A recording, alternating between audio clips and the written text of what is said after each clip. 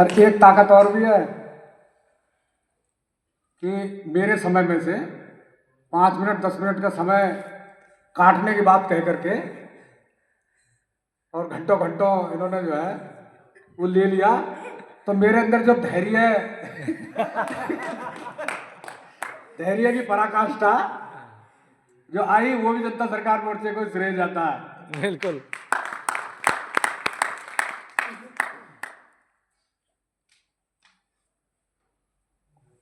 आप सभी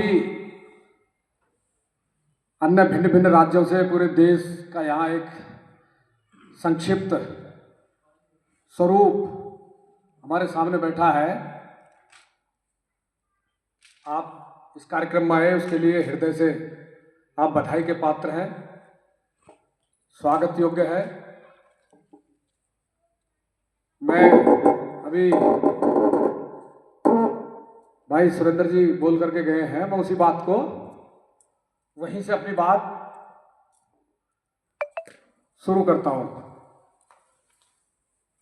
मुझको एक मोर्चे ने जिम्मेदारी दे रखी है कि जो लोन का या रुपए का ये जो मैटर विषय है इसको मुझको डील करने का है कार्यकर्ताओं को। लेकिन देखिए ये ऐसा है, जिसको कोई गाड़ी चलानी सीखनी हो, ड्राइवर बनना हो, तो एक पर्टिकुलर गाड़ी होती है और पर्टिकुलर जगह होती है जहां वो सिखाता है। तो वहां वो साथ बैठता है, अपना गाड़ी चलाना वो सिखा देता है। लेकिन गाड़ी चलाना हम सीख लेते हैं, लेकिन एक पर्टिकुलर जगह पर पर्टिकुलर गाड़ी वही तो सीखते हैं ना।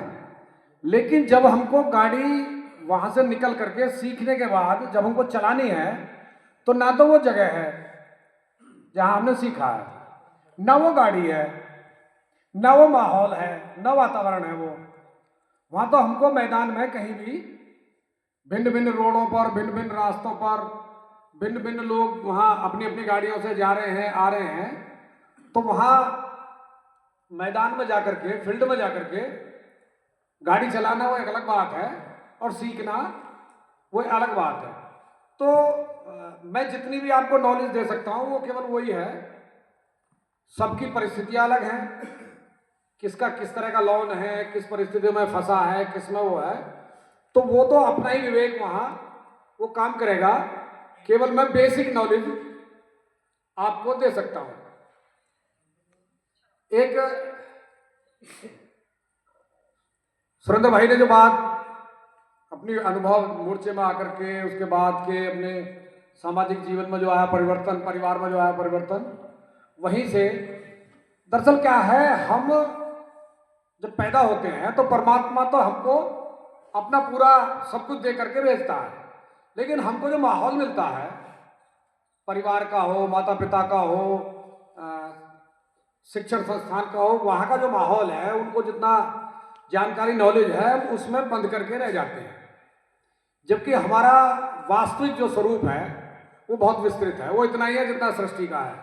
इसलिए कहते हैं जिसने स्वयं पर विजय हासिल कर लिया, जिसने अपनी इंद्रियों को जीत लिया, स्वयं को जीत लिया, वो प्रकृति को जीत सकता है। ये समझो उसने प्रकृति को जीत लिया, प्रकृति पर विजय हासिल कर ली उसने, जिसने स्वयं पर विजय हासिल कर ली, स्वयं पर कंट्रोल कर लिया। तो ये वैसा ही है। इसलिए पूरा ईश्वरीय जो व्यवस्था है वो संपूर्ण सृष्टि के लिए बनाता है और हम उसकी सृष्टि में एक अपनी सृष्टि अपने आप बना करके वो बैठ जाते हैं, तो अपना एक दायरा वो सीमित कर लेते हैं। जबकि जिस मोर्चे में हम काम कर रहे हैं उसमें बहुत अपनी संकुचित विचारधारा को, संकुचित सोच को वो विस्तार रूप देना वो एक हमको सिखाता है। हम अपने अपने कामों में, अपने अपने उसमें उलझे रहते हैं। क्योंकि हमारी जो व्यवस्था है गांव आधारित, वो सामाजिक व्यवस्था है। देखिए साइकिल अगर हमको चलानी है तो साइकिल हमको आवागमन का एक साधन है, लेकिन अगर उसकी जो चैन है वो एक बहुत महत्वपूर्ण भूमिका निभाती है उसमें। और चैन में भी सैकड़ों कड़ियां होती है। चैन में अगर एक भी कड़ी कमजोर पड़ गई और वो टूट गई तो बाकी जो कड़ी है चैन की उनका कोई मतलब नहीं रह जाता। एक भी कड़ी अगर कमजोर पड़ गई और टूट गई तो फिर आपकी साइकिल, वो पूरे साइकिल के जितने भी महत्वपूर्ण पार्ट हैं उनका कोई मतलब नहीं है, वो आपको खींचनी पड़ेगी। इसलिए जो गांव आधारित व्यवस्था है हमारी, उसको समाज बोलते हैं। जो सामाजिक व्यवस्था है उसमें जितने भी काम भिन्न भिन्न तरह के लोग करते हैं गांव में, वो सब उस साइकिल की चेन की कड़ियां हैं। अगर एक भी कड़ी उसको हमने कमजोर पड़ने दिया, कमजोर हो गई, तो फिर वो साइकिल, वो समाज ही अपने आप में बोझ हो जाएगा। आप वो समाज चल नहीं सकता, एक भी कड़ी। इसलिए समाज की एक भी कड़ी कमजोर ना पड़े, प्रत्येक प्रॉपर मजबूती के साथ एक दूसरे से जुड़ी रहे, यही हमारे समाज की खासियत है, ये विशेषता है। एक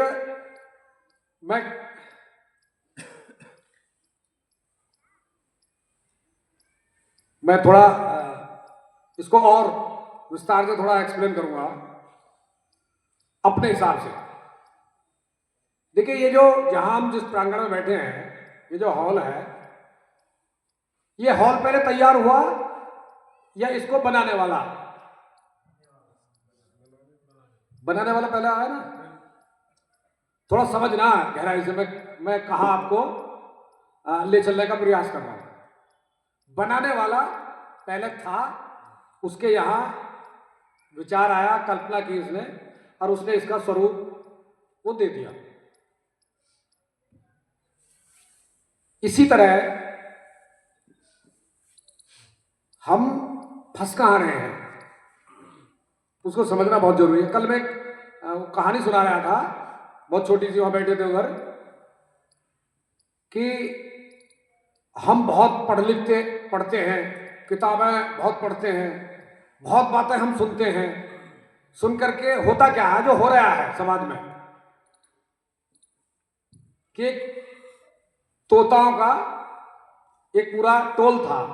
तोता होते ना, तोते की एक विशेषता है कि अगर उसको ट्रेंड किया जाए तो मनुष्य, आदमी की भाषा वो बोलने लगता है। ऐसा हमने सुना भी है और बहुत से तोता हमने देखे भी हैं। तो काफी शब्द जो है वो इंसान की तरह वो बोल देते हैं, वो ट्रेंड हो जाते हैं।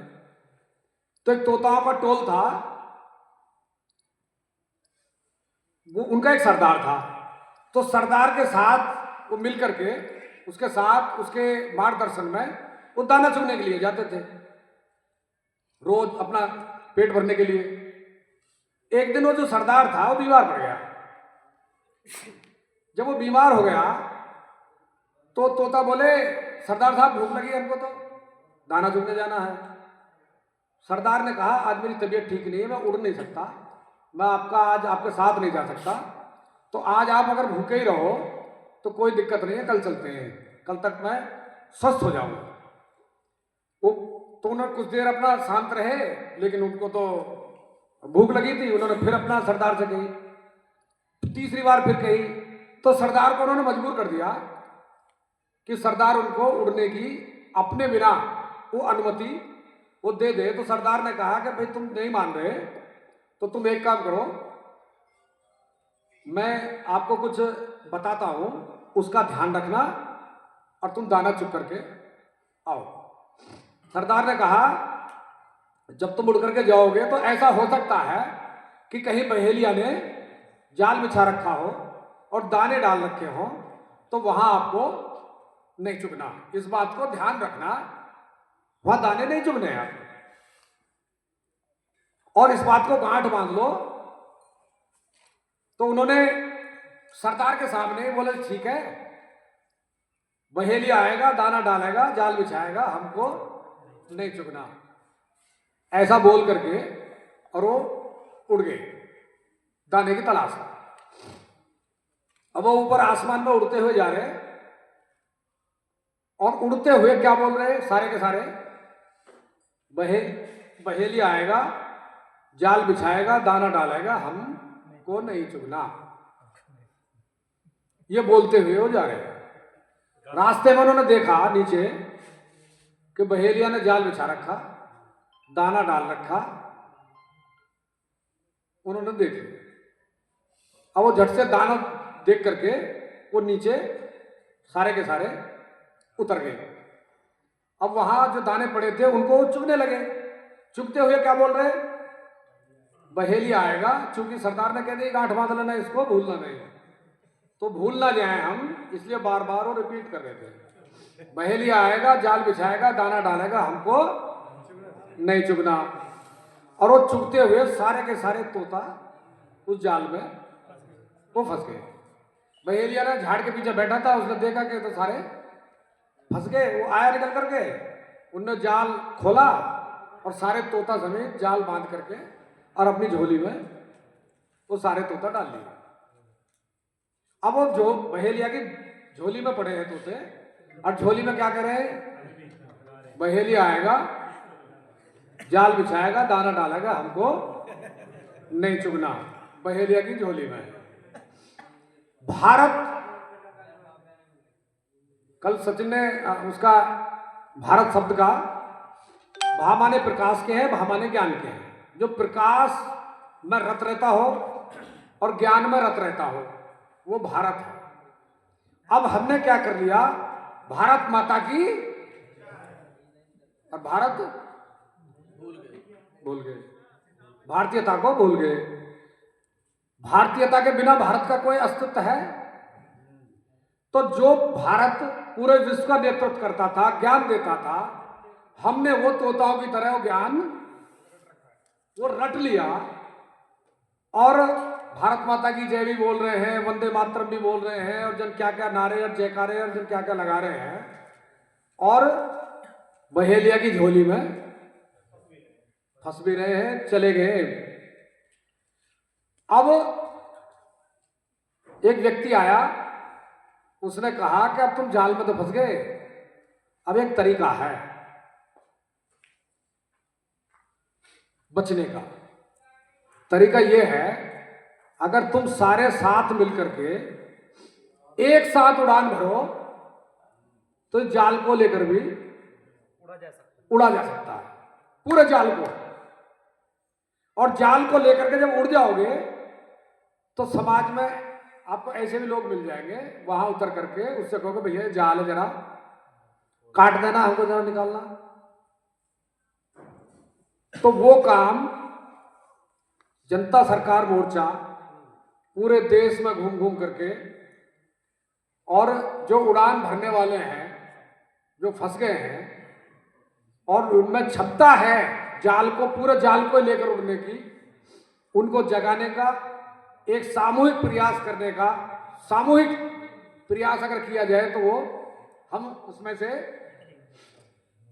फंसे हुए जाल से निकल भी सकते हैं, देश को, पूरे भारत को हम निकाल भी सकते हैं।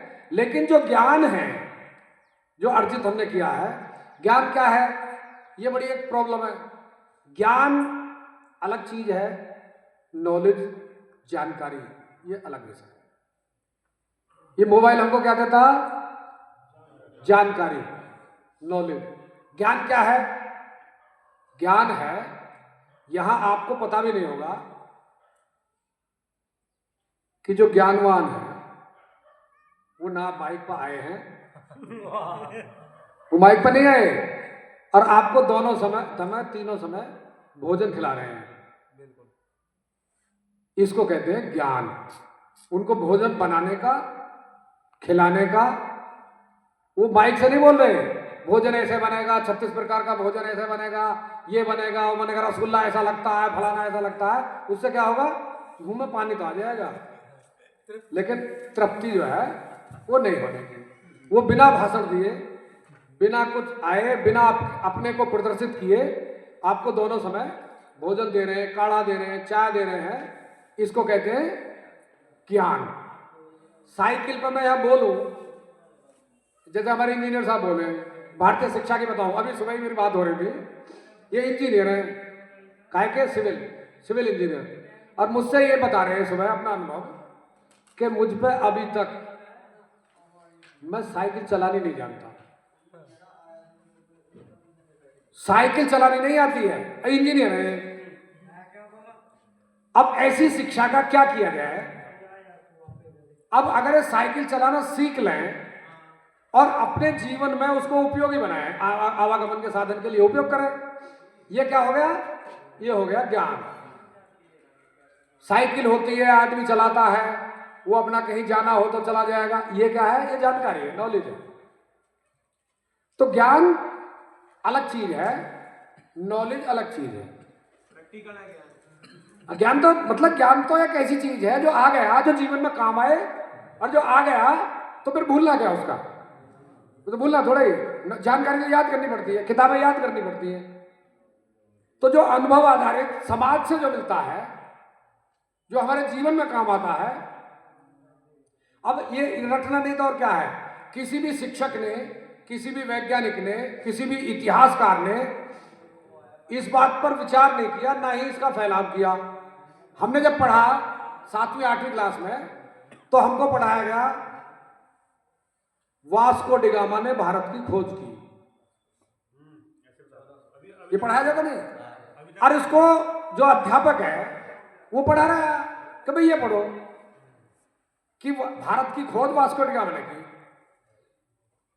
मतलब भारत कहां था, कहां से खोज करी, कैसे खोज करी? हाँ, अगर ये पढ़ाया जाए, वो मास्टर ये पढ़ाए कि देखो भाई भारत तो पहले से ही था, लेकिन वास्को डिगामा जहां का था उन लोगों को पता नहीं था भारत कहां है, भारत कैसा है। तो वास्को डिगामा के देश में अगर ये पढ़ाया जाए कि भारत की खोज हमारे वास्को डिगामा ने की, तो बात कुछ लॉजिक है उसका। और हमको कोई पढ़ाए कि साहब भारत की खोज हमको भारत की खोज विदेशी वास्को डिगामा ने करके हमको दी। अरे अजीब बात है। तो इससे मूर्खता की बात, ये तोता वाली पढ़ाई नहीं है तो क्या है? तो ऐसा हमको बनाया जा रहा है, हमको इससे बाहर निकलना है। और वो निकालने का काम जनता सरकार मोर्चा, अपने दायरे को तोड़ना है। जिस कवच में फंस गए हैं उस कवच को तोड़ करके बाहर निकलना है। कौन निकलेगा? हमको निकलना है, निकालेगा कोई नहीं। देखिए ये बात नहीं समझ लेना कि हमको कोई और निकाल देगा। अंडा होता है नहीं, अंडे में क्या होता है? बच्चा होता है। अगर उस बच्चे को, जो अंडे में बच्चा है, अगर उस अंडे को अंडे में से बच्चे को निकालने में अगर आपने मदद कर दी, बच्चा मर जाएगा, वो बच्चा मर जाएगा। वो तो अपने आप अपने समय पर उसको तोड़ के बाहर आएगा, दूसरा नहीं। दूसरा अगर निकालेगा हमारे बनाए हुए कवच से, तो हम उसमें से कुछ भी हासिल नहीं करते। वो तो अपनी एनर्जी, अपनी ताकत, अपने समय के अनुसार हिसाब से उसको तोड़ करके हमको बाहर निकलना पड़ेगा। वरना हमारी जिस कवच में हम फंसे हैं, जिस घेरे में हम फंसे हैं, वो घेरा हमारा ही बनाया हुआ है। और हम इतने मजबूती के साथ उससे जुड़े हुए हैं कि अगर उसको कोई तोड़ दे तो पता क्या होता है? हमारी भावनाओं को ठेस पहुंचती है, हमारी ईगो हार्ट होती है उसको तोड़ने में। अगर कोई दूसरा तोड़ता है उसको, जैसे मैंने कोई धारणा बना रखी है और उस धारणा के विपरीत अगर कोई दूसरा व्यक्ति बोलता है तो मुझको क्या होता है? आघात लगता है, ठेस पहुंचती है, ईगो हार्ट होती है। अच्छा तेरे ऐसे बोल दिया, तो उसको तो हमको ही वो तोड़ना पड़ेगा। कोई दूसरा उसको नहीं तोड़ेगा तो लिपट और जाएंगे हम, और ज्यादा नुकसान हो जाएगा। तो ये इन चीजों को हमको समझना पड़ेगा। तो मैंने ये जो पहले ये बनाने वाला बना, या ये स्ट्रक्चर जो खड़ा है जिसमें हम बैठे ट्रेनिंग ले रहे हैं, ये पहले बना, बनाने वाला पहले बना। अब और आगे चलते हैं। ये जो सृष्टि में हम जी रहे हैं, या जिस सृष्टि में आपने अपनी सृष्टि बना ली है, ये सृष्टि पहले बनी या सृष्टि को बनाने वाला पहले बना? सृष्टि को बनाने वाला वो पहले आया, जिसको ब्रह्म कहते हैं, ईश्वर कहते हैं, भिन्न भिन्न नामों से हम जानते हैं। तो वो इसको चलाने की जिम्मेदारी किसकी है फिर? इसकी भाई जिसने बनाया उसी की तो रखरखाव की जिम्मेदारी है, या उसके उत्तराधिकारी वो इसका रखरखाव रखेंगे, तो उसकी जिम्मेदारी है। अब जब बनाने वाला पहले आया, सृष्टि बाद में बनी। अब मुझे एक बात बताइए,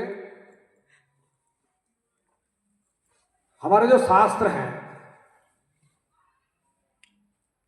चाहे वेद हो चाहे अन्य शास्त्र हो, वो शास्त्र पहले आए या इंसान पहले आया? पहले इंसान आया, फिर उन्होंने शास्त्र लिखे। उन्होंने शास्त्र लिखे। पहले इंसान आया, तो शास्त्रों में क्या है? जो उन्होंने लिख दिया वही है। शास्त्रों में उन्होंने अपना ज्ञान लिखा, ठीक है? जो उनको ज्ञान हुआ वो उन्होंने उसमें वो लिख दिया आने वाली पीढ़ी के लिए। तो मनुष्य पहले आया, कागज तो बाद में ही बना। मनुष्य ने तो कागज बनाया, लिखने के लिए कलम जो बनाई वो मनुष्य ने तो बनाई। लिखा काय से जाएगा, स्याही वो किसने बनाई? वो भी मनुष्य ने बनाई। तो जो भी ज्ञान के ग्रंथ हैं, जो भी शास्त्र हैं, बड़े से बड़ा शास्त्र, उनको लिखने वाला मनुष्य जब पहला आया, तो इसका मतलब उन शास्त्रों से ज्ञान पहले था या मनुष्य ने ज्ञान उन शास्त्रों से लिया? पहले पहले मनुष्य आया, फिर ज्ञान, और उसके बाद और चक्र हमने क्या कर दिया? शास्त्र पहले कर दिया। हमने शास्त्र पहले कर दिया कि उससे पढ़ें, उससे ज्ञान अर्जित करें। फिर वही बात है, ज्ञान या नॉलेज ली। अब वो शास्त्रों से पढ़ करके हमने जो नॉलेज ली, अब यहां बैठ गए माइक पे, अब उस नॉलेज को हमने लोगों को बताना वो शुरू कर दिया। अपना कुछ नहीं है, अपना कुछ नहीं है। वो ऋषियों ने, महर्षियों ने, हमारे गुरुओं ने जो ज्ञान अर्जित किया, उसको जो लिखा, उसको हमने पढ़ लिया। पढ़ करके हमने माइक से बोलना शुरू कर दिया, और सामने वालों ने ताली बजाना शुरू कर दिया। भाई इसको तो बहुत ज्ञान है, इसको तो बहुत नॉलेज है। अब इस दायरे को जब ज्ञान पहले आया, तो उस ज्ञान को अर्जित करने के लिए कोई ना कोई पद्धति पहले रही होगी, जो ऐसा ज्ञान था जो सार्वभौमिक था। अब वो मनुष्य है जो पहले आया, शास्त्रों से भी पहले आया, तो उसकी जो सोच है वो बहुत विस्तृत रही होगी। और कितनी विस्तृत रही होगी? इतनी विस्तृत ही रही होगी जितनी ईश्वर की है, जिसने सृष्टि को वो बनाया। और धीरे धीरे धीरे धीरे संकुचित होते होते होते होते हम परिवार तक सिमट गए, और अब व्यक्ति तक हम सिमट गए। तो महत्वपूर्ण क्या रहा?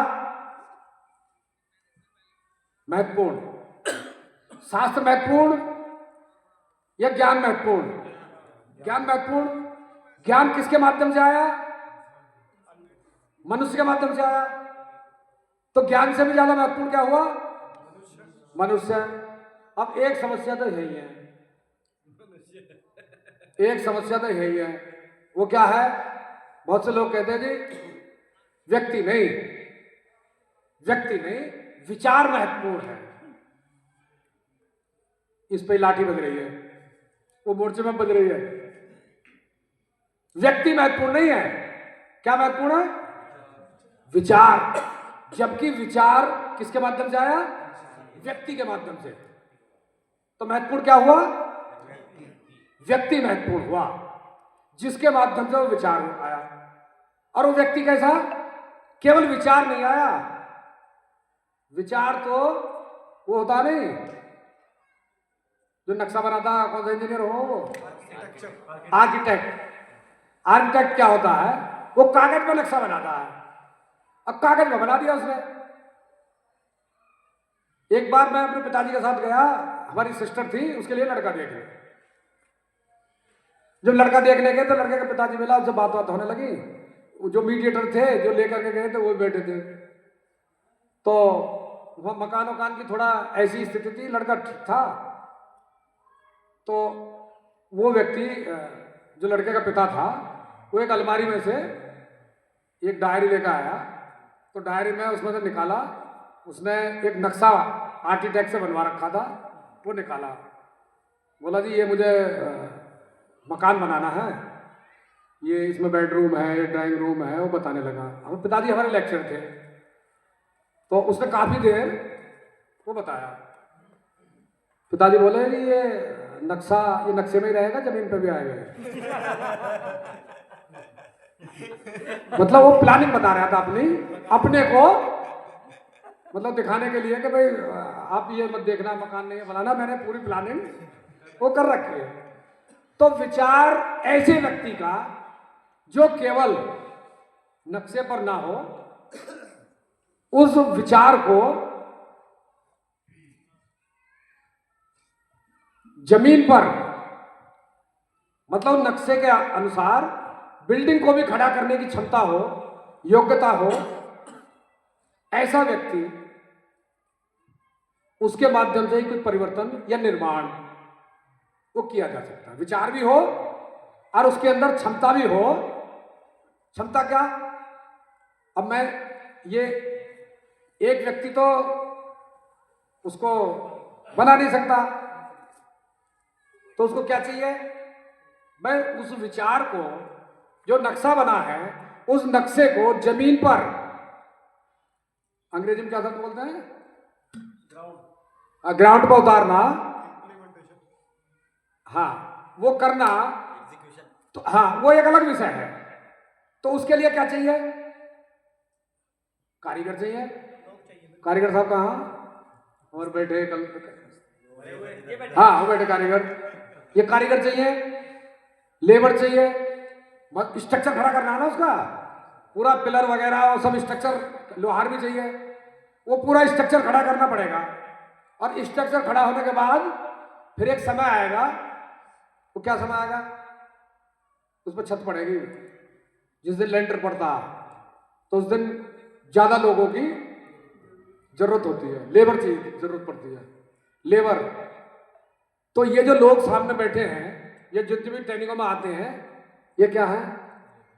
ये कारीगर हैं जो स्ट्रक्चर खड़ा करेंगे। तो उनको स्ट्रक्चर खड़ा करने ज्यादा लोग नहीं होते। मकान का जब स्ट्रक्चर खड़ा होता है तो उसमें ज्यादा लोग नहीं लगते, सीमित होते हैं। तो सीमित लोगों की तलाश ये चल रही है, जो जिनको ज्ञान हो स्ट्रक्चर खड़ा करने में, बीम कैसे बनेगा, वो कैसे पड़ेगा, दीवार कैसे खड़ी होगी, सूत कैसे बनेगा, कन्नी कैसे चलेगी, और ये जो गुड़माला कैसे लगेगी, गुनिया में कैसे बनेगा, वो सारे जो है वो कारीगर वो लग रहे हैं। लेकिन जिस दिन लेंटर पड़ेगा उस दिन लेबर चाहिएगी, तो उसके लिए पूरा देश है, उसकी जब जरूरत पड़ेगी तो आ जाएगा। कोई उसमें हमको ज़्यादा तनाव लेने की आवश्यकता वो नहीं है, क्योंकि वो प्लान का हिस्सा है। और प्लानर जो है वो इतना गजब है कि वो आ जाएगा, जब पूरा देश खड़ा हो जाएगा, कोई चिंता उसमें हमको ज़्यादा दिमाग लगाने की वो जरूरत नहीं है। फिलहाल तो अगर ये जो मैंने बात रखी है, देखो आपने हर बात की मेरी जो मैंने विषय रखा है समर्थन किया नहीं। एक भी आदमी, एक भी अपना कार्यकर्ता साथी को ऐसा है जो मेरी इस बात से असहमत हो। कौन सी बात? विचार महत्वपूर्ण है या व्यक्ति? तो ये बिल्कुल ज्यादातर लोग आपको ऐसे कहते मिलेंगे कि जी व्यक्ति नहीं, विचार महत्वपूर्ण है, विचार महत्वपूर्ण है, ये ज्यादातर कहते मिलेंगे आपको। लेकिन विचार नहीं, व्यक्ति। इसका मैं एक उदाहरण दे सकता हूं। एक मास्टर, मिशन और मेथड, ये तीन चीज होती हैं। जैसे कल सचिन ने बोला था ना, है 3M, मंच, माला और माइक। मैं कह रहा हूं मास्टर, मिशन और मेथड। ये क्या है?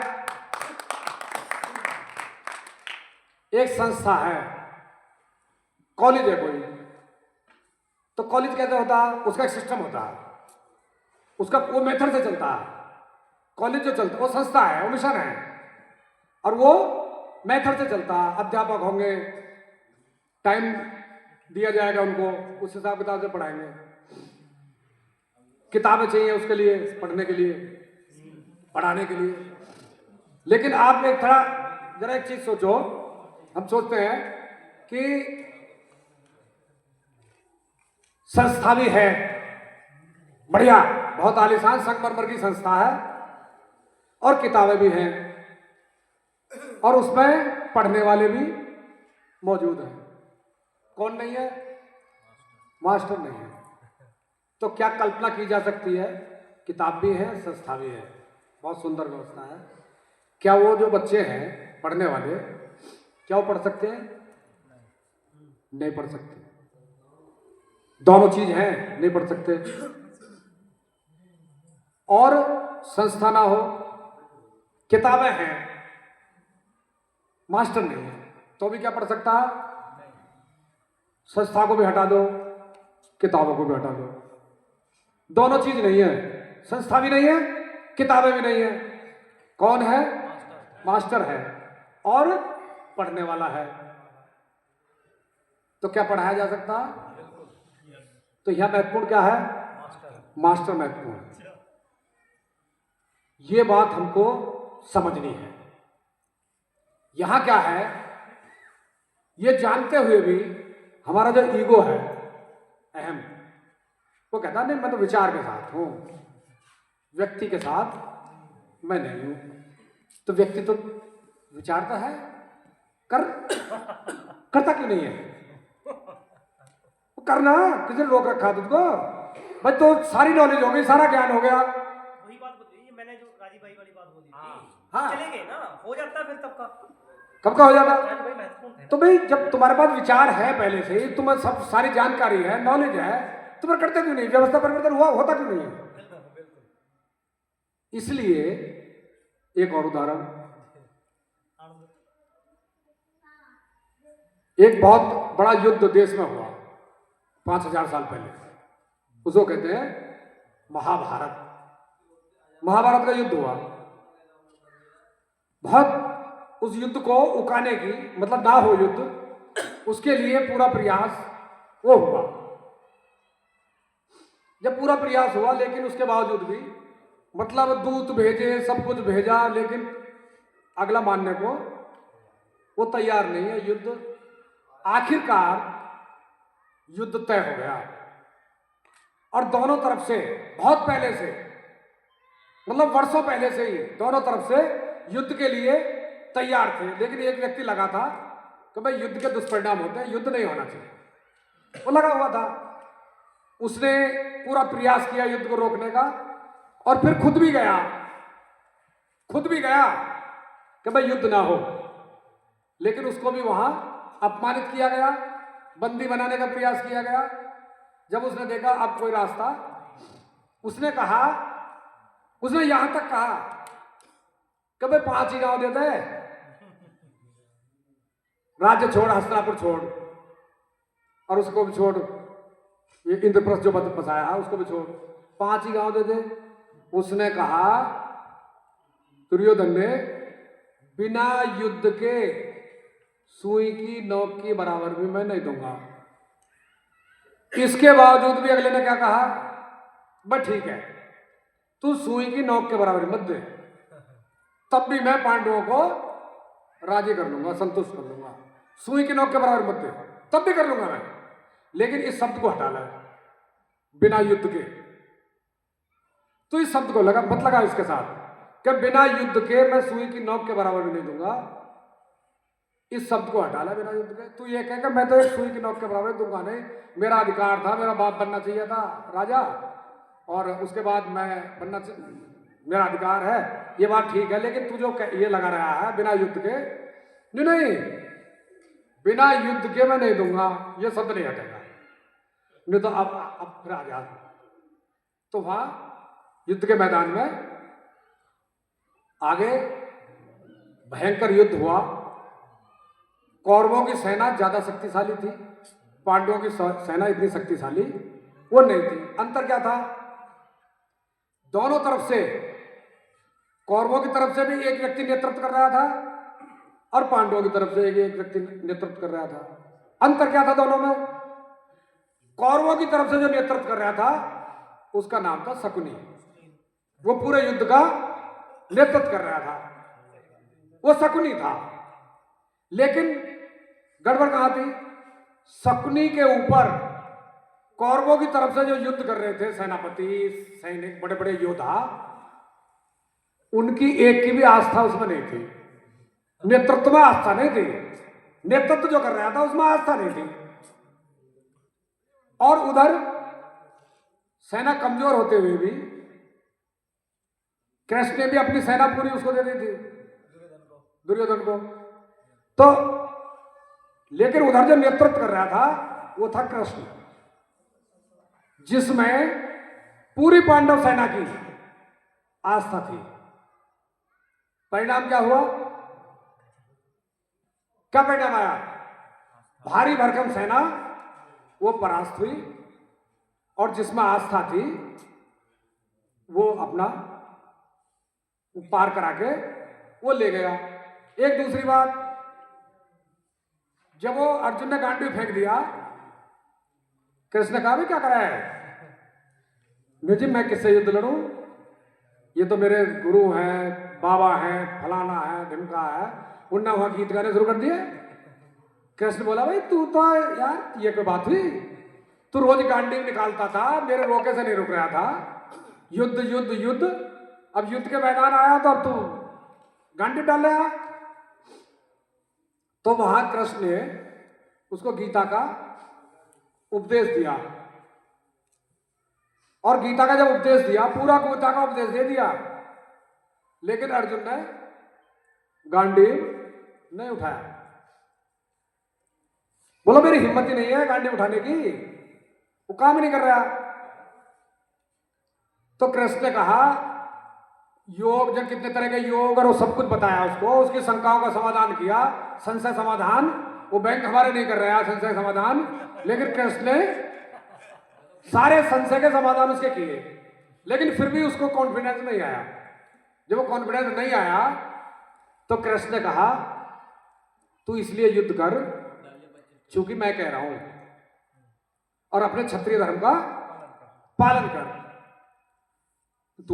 तुम कह रहे हो? हाँ, मैं तुम कौन हो? नो मैं तेरे साथ हूं, मुझ पर भरोसा कर और युद्ध कर। तो अर्जुन ने कहा तू कोई आज मेरे साथ है, तो बचपन से मेरे साथ है।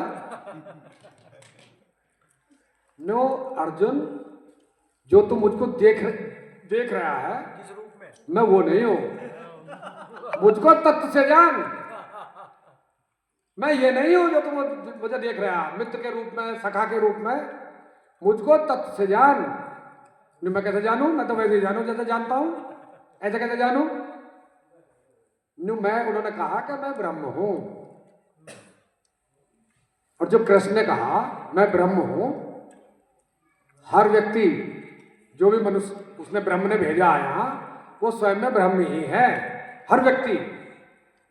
जब कृष्ण ने कहा कि मैं ब्रह्म हूं, मैं कैसे जानूं? तब कृष्ण ने अपना वैराट रूप वहां अर्जुन को दिखाया। अर्जुन ने जब वैराट रूप देखा और उसने देखा कि ये मैं किस चक्कर में पड़ रहा हूं, तो अर्जुन हाथ जोड़ करके खड़ा हो गया, भगवान जिस रूप में मैं आपको जानता हूं उसी रूप में आओ। और उसने सबसे पहले गांडी उठाया। जब आप चाह रहे हो, ब्रह्म चाह रहा है कि युद्ध हो, तो मेरी क्या ताकत है युद्ध ना करूं? मैं युद्ध करूंगा। आप जो है उसी स्वरूप में आओ। तो कृष्ण को फिर वो उसी स्वरूप में आए। अब एक नया सवाल कर दिया उसने। अर्जुन बोला भगवान अब आप मेरे साथ हो तो युद्ध तो मैं करूंगा, आपकी इच्छा है तो युद्ध तो होगा, लेकिन अब मेरी एक समस्या है, उसका समाधान करो। ने बोल। नहीं, आपने सैकड़ों तरह के योग बता दिए मुझे। अब मेरी 72 साल की उम्र है। जब महाभारत का युद्ध हो रहा था तो अर्जुन की उम्र 72 वर्ष थी। और महाभारत के युद्ध में अर्जुन सबसे कम उम्र का महारथी था। महारथियों में सबसे कम उम्र का महारथी अर्जुन ही था। बाकी सारे महारथी जितने भी थे उससे ज्यादा उम्र के थे। तो उसने कहा आपने सैकड़ों तरह के योग बता दिए, अब मैं युद्ध करूंगा, मुझे तो बताओ अब मैं योग करूं भैया, मेरी मुक्ति कैसे होनी है? मुक्ति का रास्ता तो बताओ, मेरी मुक्ति कैसे होगी? अब मैं योग करूं, ये उम्र है, अब तो मैं युद्ध करूंगा। तो कृष्ण ने कहा वो जो मैंने जितने भी योग बताए हैं वो मैंने आम जन जो है उनके लिए रास्ता बताया है योग का, अपनी मुक्ति हासिल करने का, वो उसके माध्यम से कर सकते हैं, तेरे लिए नहीं। मेरे लिए क्या है? एक मुक्ति का बहुत सरल रास्ता है, उसके माध्यम से तू मुक्त हो सकता है। वो कौन सा है? वो है प्रेम। वो प्रेम का रास्ता है। कुछ भी है, तू मुझसे बेइंतहा प्रेम करता है। अरे जो प्रेम है ये अच्छे अच्छे को परास्त कर देता है, जीत लेता है, उसको दिल में जगह बना लेता है। तो ये जो तू मुझसे प्रेम करता है इसलिए तेरे लिए एक ही रास्ता है, तू मुक्त हो जाएगा। निज वो क्या है? वो बोले सर्वधर्मान प्रत्यज्य मामेकम शरणम व्रज, सभी धर्मों को छोड़ करके मेरी शरण में आ जा। अब कौन सा धर्म? ये तो थे नहीं उस वक्त, ना इस्लाम था, ना हिंदू था, ना कुछ था, ये तो थे नहीं। कौन सा धर्म था? धर्म था भाई बहन का धर्म ये था। आंख का क्या धर्म है? जलाना, आंख का धर्म है देखना, कान का धर्म है सुनना, पैरों का धर्म है, इसका धर्म है अन्याय और अत्याचार के खिलाफ युद्ध करना। इसका क्या धर्म है? ज्ञान, समझ देना, समझ लेना, ये धर्म। तो सभी धर्मों को छोड़ करके मामेकम शरणम व्रज, सभी धर्मों को छोड़ करके मेरी शरण में आ जा। देख अगर तू युद्ध करेगा तू भोगेगा, अगर तू कृष्ण में होकर के युद्ध करेगा कि मैं नहीं कर रहा, कृष्ण में हो जा, अपने को पूरी तरह टोटली सरेंडर। कृष्ण ही खा रहा, कृष्ण ही चल रहा, कृष्ण ही पी रहा, कृष्ण ही सो रहा, कृष्ण ही जाग रहा, कृष्ण ही युद्ध कर रहा है। ईश्वर में हो जा, ईश्वर में होकर के युद्ध कर, निमित्त मात्र। हम मक्का नला रहे हैं, मक्का खड़ी है खेत में, खुरपी चल रही है। अब घास के साथ खरपतवार के साथ मक्का का पेड़ कट गया, बराबर में पिताजी नला रहे हैं। पिताजी बोले जब मक्का का पेड़ कट गया तो क्या कहेंगे? पेड़ किससे कटा? खुरपी से। खुरपी से तो नहीं कहेंगे, किससे कहेंगे? मुझसे कहेंगे। देख कर नहीं चली खुरपी, पेड़ काट दिया। तो जैसे खुरपी मेरे हाथ में निमित्त है, घास खरपतवार निकाले, खुरपी चला रहा हूं मैं, व्यक्ति चलाता है उसको। तो अगर हम उसकी खुरपी बन करके अपना कर्तव्य निभाएं उसकी दी हुई क्षमता और योग्यता के अनुसार, तो फिर कर्तापन का भाव हमारे अंदर नहीं आएगा। जब कर्तापन का भाव नहीं आएगा तो कोई संस्कार नहीं बनेगा। और यहां से जब जाना, अगर हम कुछ ले गए तो देने आना पड़ेगा, और छोड़ गए तो लेने आना पड़ेगा। जब हम कुछ ना ले रहे ना दे रहे, अपने कर्तव्य का पालन निमित्त बन करके हम कर रहे हैं, तो हिसाब किताब जीते जी बराबर। आना क्यों? मुक्त हो गए, ये मुक्ति का रास्ता। तो ये जो सिस्टम है, तो यहां मेरा जो कहने का वो था, व्यक्ति अगर जितनी जल्दी हमको सफलता हासिल करनी है, तो जिस व्यक्ति के अंदर, जिस व्यक्ति के माध्यम से हम अपने विचार को, हमारा विचार क्या है? 1947 में हमारा विचार यह है कि 1947 में भारत को अंग्रेजों से मुक्त करने के लिए, अंग्रेजों से अंग्रेजों को भारत से बाहर करने के लिए जिन 7,32,780 क्रांतिकारियों ने अपना बलिदान दिया, उन्होंने जो सपना देखा था आजाद भारत का, उस सपने को साकार करना ये मेरा मकसद है कि जो हमको आजाद कराने के लिए बलिदान दे गए, उनका भारत नहीं बना, तो उनका भारत बनाने के लिए जो मेरा अपना संकल्प है, अपना सपना है, उस सपने को साकार होते हुए जिस व्यक्ति के माध्यम से मैं देख रहा हूं, उस व्यक्ति का सहयोग करना। क्या सहयोग करना? जिस लायक मैं हूं, या वो व्यक्ति जहां मुझे समझता हो कि इस व्यक्ति का मैं यहां उपयोग कर सकता हूं, ये इस काम के लिए यहां सहयोग कर सकता है, उसके अनुसार मैं अपने को उपयोगी बनाऊं, उसमें अपनी सहभागिता दूं। तो मैं उस व्यक्ति के विचार को पूरा करने के लिए नहीं, अपने विचार को, मैं आज यहां जो बैठा हूं वो अपने विचार को पूरा करने के लिए बैठा हूं, ये समझने की बात है। लेकिन उस अपने विचार को पूरा होते हुए मैं देख रहा हूं कि देवेंद्र भलारा के माध्यम से मेरा यह विचार पूरा हो सकता है। क्या का विचार? कर्जे से मुक्ति का, बैंक के फ्रॉड से, बढ़ती हुई गुलामी से, उससे बाहर निकला जा सकता है अगर मैं भी उसमें सहभागी बनूं। तो विचार तो मेरा रहा, लेकिन व्यक्ति महत्वपूर्ण हो गया नहीं? तो व्यक्ति ही महत्वपूर्ण है, और व्यक्ति के उस व्यक्ति के साथ अपनी सहभागिता देना, वो भी उसके अनुसार। हमको नहीं पता हम इस क्रांति में किस काम के योग्य हैं, कहां उपयोग हमारा हो सकता है। क्योंकि जो बिल्डिंग बनाता है कारीगर, मिस्त्री, वो जानता है कौन सी ईंट, कौन सा रोड़ा, कौन सा अद्धा, कौन सा पौना कहां लगेगा, ये वो जानता है। हम नहीं जानते, ईंट नहीं जानती, हम नहीं जानते। तो हमारी उपयोगिता कहां होगी, ये वही व्यक्ति जानता है, क्योंकि नक्शा उसका है, जमीन पर उसको उतारना है, विजन है उसका। उस विजन में हमको अपनी सहभागिता पूरा करना है। अब इसमें नेतृत्व कौन कर रहा था? कृष्ण। लेकिन किसी ने अर्जुन की महारत पे उंगली उठाई क्या? बाकी जो योद्धा थे उसमें महारथी हों, रथी हों, घुड़सवार हों, हाथी पे युद्ध करने वाले हों, सबकी अपनी अपनी भूमिका, सबने अपने अपना कर्तव्य निभाया, अपनी अपनी भूमिका निभाई।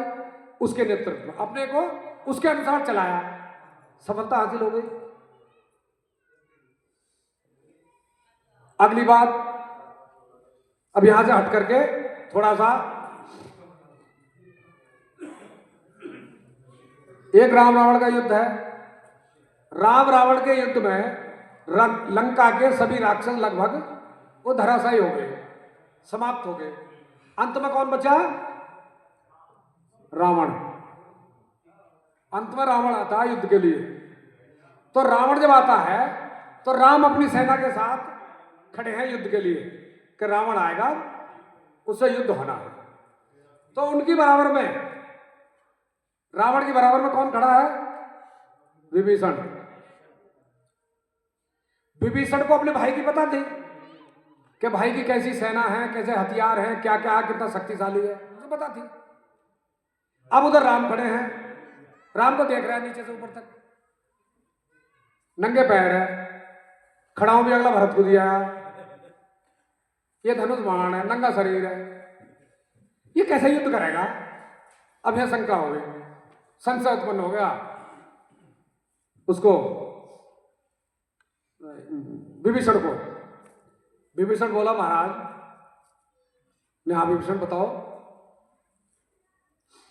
जो आप ये देख रहे हैं सामने, ये क्या है?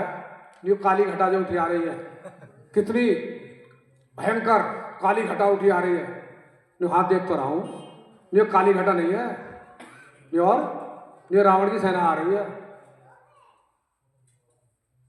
अच्छा, हाँ, अन्य देखो इसमें जो बिजली से चमक रही है, जैसे बादलों में बिजली चमकती है, ये जो चमक रही है, ये बिजली नहीं चमक रही, ये और ये रावण का रथ है जो आ रहा है। अच्छा, हाँ, तो वो रावण की सेना की, रावण की शक्तियों की बखान वहां वो करता है। राम बोले भयभीत कर रहा है मुझको, अपने भाई से मुझे भयभीत कर रहा है। विभीषण बोले महाराज मैं आपको भयभीत करने, मैं तो सावधान कर रहा हूं और अपने मेरे जो संशय बार बार उठ रहे हैं उनका निवारण करने का प्रयास कर रहा हूं। निसंशय क्या है, जो ऐसा रावण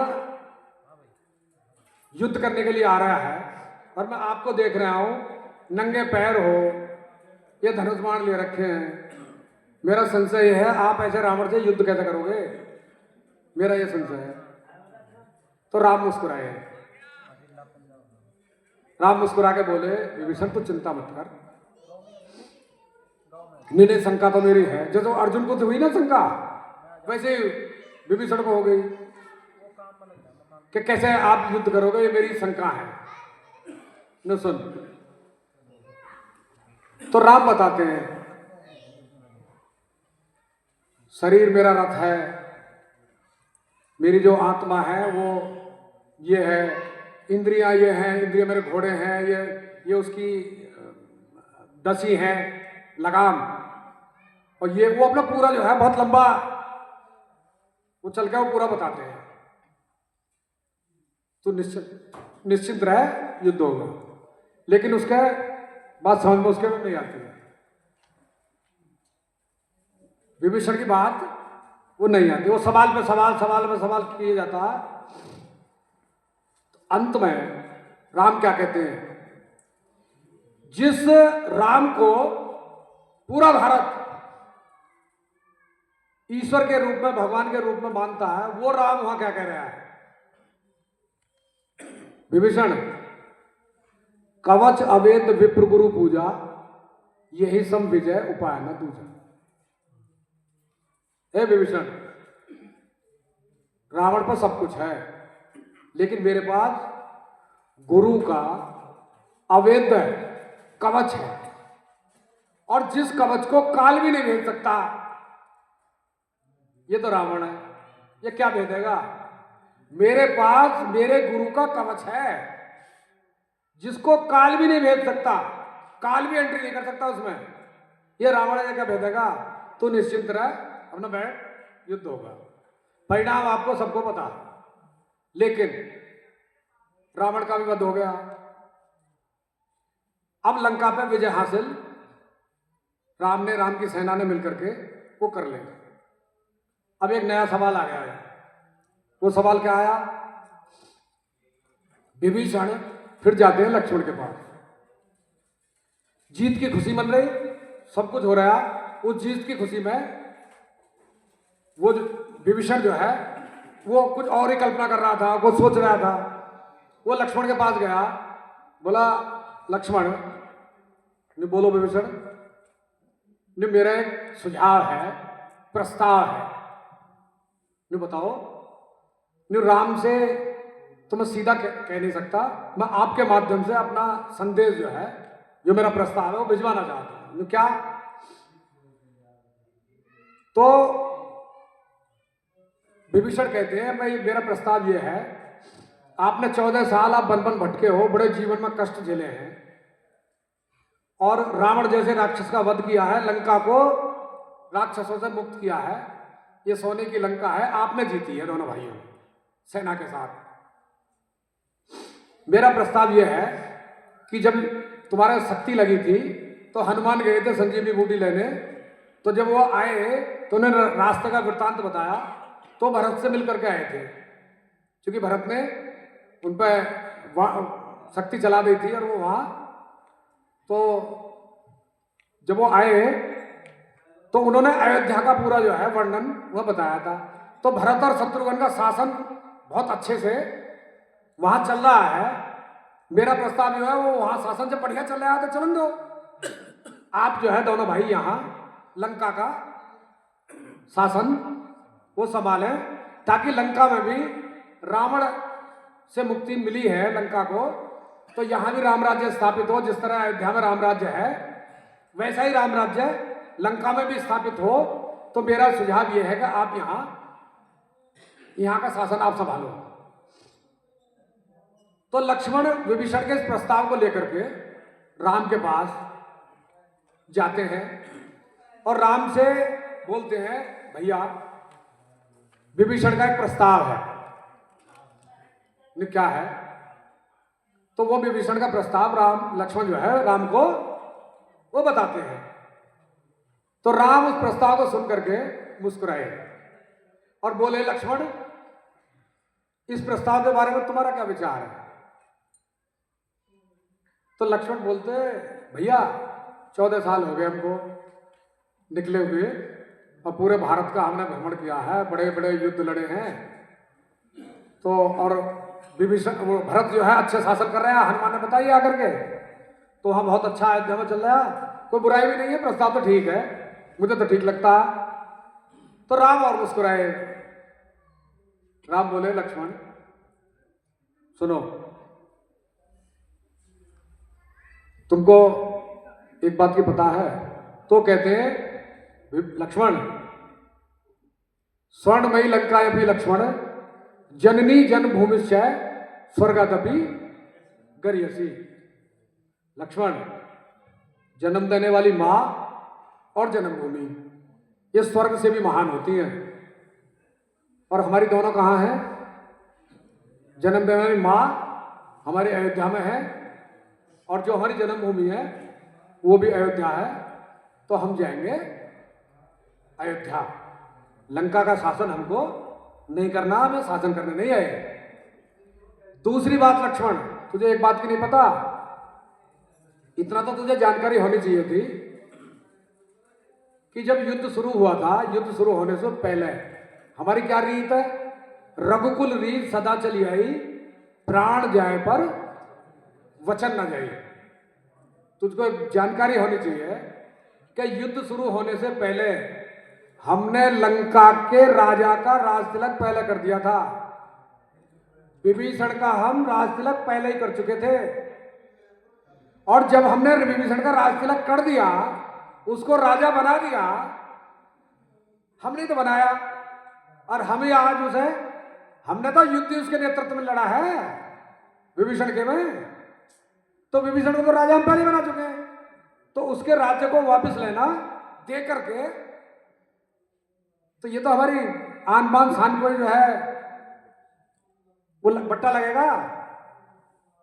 तो जब ये इस बात को राम की को जब विभीषण के पास जाती है, विभीषण सुनते हैं, तो विभीषण राम के पास आते हैं और क्षमा मांगने के साथ ही ये कहते हैं कि भगवान मैंने प्रस्ताव इसलिए किया था कि लंका में भी राम राज्य स्थापित हो अयोध्या की तरह। तो राम कहते हैं कि ये सवाल तुम्हारा जायज है। तुम्हारी इच्छा क्या है? तुम्हारी इच्छा है राम राज्य, मतलब मेरी शासन व्यवस्था यहां स्थापित हो, यही तो है ना? हाँ, नहीं तो अब सुनो इसके लिए, अगर आप लंका में राम राज्य चाहते हो तो सबसे पहले तुम्हें एक काम करना होगा, राजगद्दी संभालते ही जी क्या कि रावण ने जो व्यवस्था बनाई है, क्योंकि शासन करती है व्यवस्था, रावण की जो बनाई हुई व्यवस्था है लंका में, सबसे पहले शपथ लेने के बाद रावण की बनाई हुई व्यवस्था को ध्वस्त करना, उसको पूरी तरह खत्म करना, यह पहला काम है। और दूसरा, जो व्यवस्था मैं दूं उस व्यवस्था को स्थापित करना। अगर रावण की बनाई हुई व्यवस्था के अनुसार लंका पर मैं भी शासन करूं तो यहां रावण राज्य ही रहेगा। इसलिए रावण की व्यवस्था को ध्वस्त करना और मेरी व्यवस्था को लागू करना। अगर मेरी व्यवस्था को तूने लंका में स्थापित कर दिया तो मैं यहां रहूं या ना रहूं, शासन विभीषण करे या कोई और करे, तो भी राम राज्य स्थापित हो जाएगा। व्यवस्था 1860 में अंग्रेजों ने भारत को जो व्यवस्था दी वो दी अगले 1000 वर्ष तक भारत को लूटने और गुलाम बनाने के लिए। यह व्यवस्था अंग्रेजों ने दी। Taxation system, CPC, CrPC, IPC, civil service act, ये सारे जितने भी व्यवस्थाएं हैं वो अंग्रेजों ने भारत को लूटने, गुलाम बनाने और अगले 1000 साल तक शासन करने के लिए दी। चिकित्सा व्यवस्था दी, शिक्षा व्यवस्था दी अपनी, कृषि व्यवस्था दी अपनी, सब कुछ उन्होंने अपनी व्यवस्था स्थापित करके भारत को गुलाम बनाने और लूटने के लिए पूरी व्यवस्था स्थापित की। 1947 में क्या होना चाहिए था? अंग्रेजों की बनाई हुई व्यवस्था, जो रावण की व्यवस्था थी, 1947 में सबसे पहले उसको ध्वस्त करना चाहिए था। वो ध्वस्त होनी चाहिए थी। और अपनी व्यवस्था, भारत की अपनी गांव आधारित व्यवस्था, हमारी अपनी स्वदेशी व्यवस्था, वो व्यवस्था है स्थापित होनी चाहिए थी। शासन कोई भी करता, रामराज्य आ जाता। वो सब कुछ 1947 में अंग्रेजों को भारत छोड़ने का, जो भारत छोड़ करके वो गए 1947 में, वो भी उनके प्लान का हिस्सा था। क्योंकि उन्होंने पहले गवर्नमेंट ऑफ इंडिया एक्ट बनाया, व्यवस्था दी। और 1947 में जब वो छोड़ करके गए, उन्होंने कहा कि भारत का जो संविधान है उसका आधार ये रहेगा। जो उन्होंने गवर्नमेंट ऑफ इंडिया एक्ट बनाया था, कॉमा और फुल स्टॉप भी नहीं बदला गया उसका, कॉमा भी नहीं बदला उसका, जू का त्यों उसका कवर पेज हटाया जिस पर लिखा था गवर्नमेंट ऑफ इंडिया एक्ट, उसकी जगह नया कवर पेज चढ़ाया और उस पर लिख दिया भारतीय संविधान।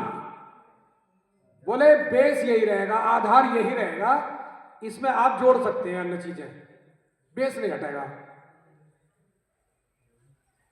तो संविधान वही है, व्यवस्था वही है, केवल ट्रांसफर ऑफ पावर एग्रीमेंट 1500 शर्तों के साथ एक एग्रीमेंट हुआ, ट्रांसफर ऑफ पावर एग्रीमेंट। तो संविधान वही है, नियम कानून वही है। 1934 में रिजर्व बैंक और बना दिया उन्होंने। बोले व्यवस्था तो होती नहीं, लेकिन लूट बराबर होती रहे भारत की, उन लूट के लिए उन्होंने बैंक की, भारतीय रिजर्व बैंक की स्थापना 1934 में वो स्थापित कर दी।